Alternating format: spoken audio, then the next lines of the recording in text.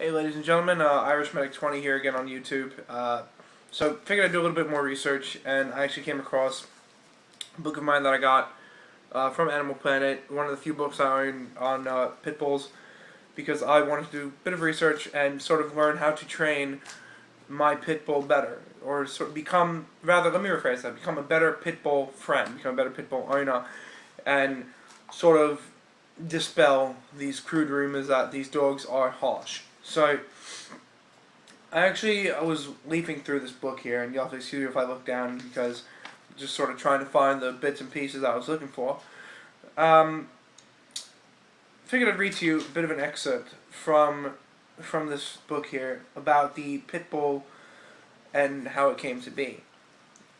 So, I actually found about actually a bit of piece of dog fighting that I figured I'd read to you and sort of show you once again how the pit bull came to be here in America. So this is from, once again, the book Dogs 101, American Pit Bull Terrier by Susan M. Ewing, written for Animal Planet. Although the cruel practice of dog fighting was officially banned in England in 1835, it didn't end right away. It just went underground.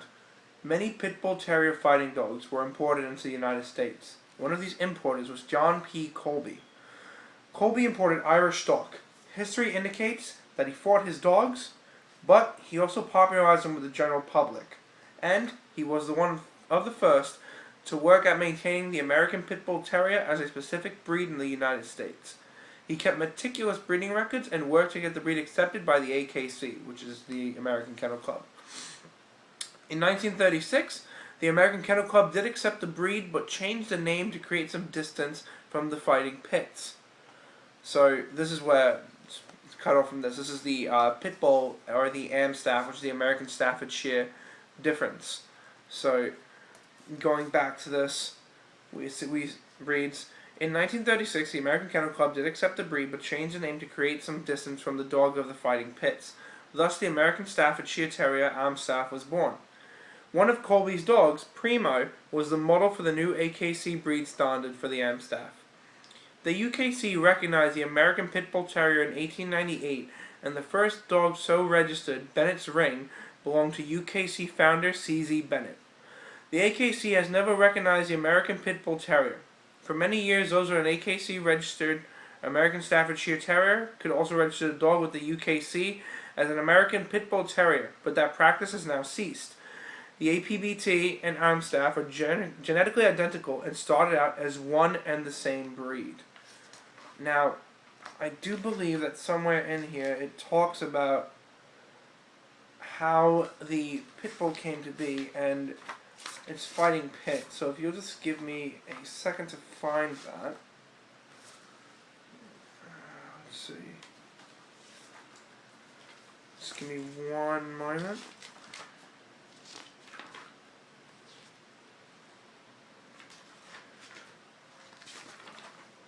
So I'll be sure to find that and hopefully update it in my next video, but I want to talk to you about a bit of reputation. As we all know, the pit bull, namely where I live in New York, has a horrible reputation of how they came to be, who they are, and how they act. They have this reputation of this vicious dog. You know, the minute someone, you know, walks by, they're quick to pull their child in. If you're wondering what I'm doing, I'm actually just giving my lady a pet here. Let me move my arm out of the way. Lady. Look at that vicious dog. Give me kisses? Lady, give me kisses? No? Okay. Fine. I don't kiss you either.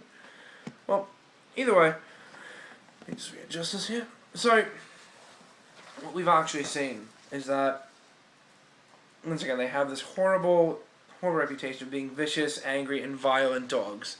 And it's definitely a rumor that I'm fighting to dispel. So, read you a bit on reputation from the same book I mentioned earlier.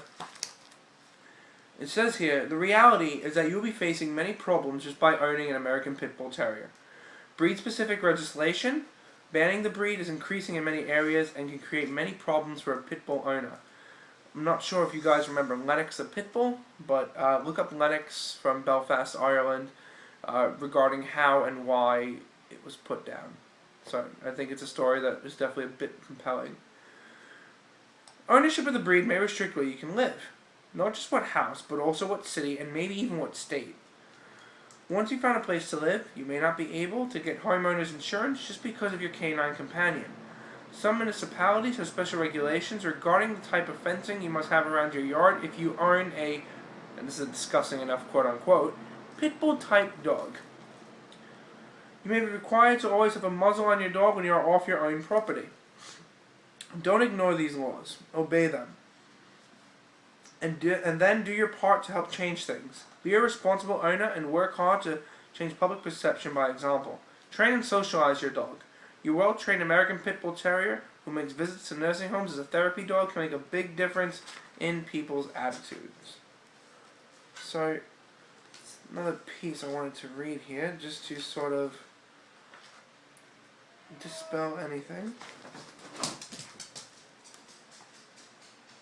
But she's run off to see who's at the door now. But, let's see if there's anything else. So, I'll just read one more little thing about sociability with children, and we'll call it a day, because that seems to be one of the big concerns I have here. Sociability with children. Children and pits are a wonderful combination, as the American Pitbull Terrier is an energetic dog who thrives on lots of activity. Their high pain threshold if toddlers are being a bit too rough. Their high pain threshold helps if toddlers are being a bit too rough or are sitting on them. However, this doesn't mean you should allow or encourage roughness. Any dog can snap or bite when pushed too far, and the size and power of a pit means that any retaliation can be serious. Supervise children and dogs, and never leave a baby or young child alone with any dog. The jerky movements and high-pitched sounds of a baby or toddler can be interpreted as the sounds and movement of prey, even by the most trustworthy of dogs. Always err on the side of caution. Another reason to supervise play is the physical size of the American Pitbull Terrier. Although the dog may mean no harm, pits are big. Solid dogs who love boisterous play may injure a child. They can easily knock down a small child, not to mention hitting a child with a wagging tail. Now, just on the topic, I'm 250 pounds. 240 pounds. That's about 110 kilo, and her tail kicks my ass. So, it's just something to keep in mind. Be ready to step in if play gets too rough on either side. A game of fetch lets everyone play without bodily contact. Older children, on the other hand, can help tire your pit out with play. They can come up with lots of fun games, indoors and out, that are great ways for your dog to use both physical and mental effort. So, I don't think there's anything else here that... What is she running? Sorry, she's running to the door again. So, with that being said, that ends my reading excerpts from that. From that book. And if you look, there they are. There they are being super aggressive. I don't know if that's ever too clear. Yep.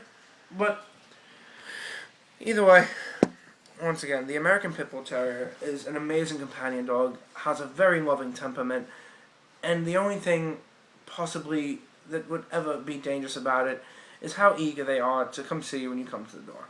So, in conclusion, like I said, I'm not here to push my ideals on anyone, and I absolutely cannot wait for the comments regarding how vicious they are, how people were attacked by them.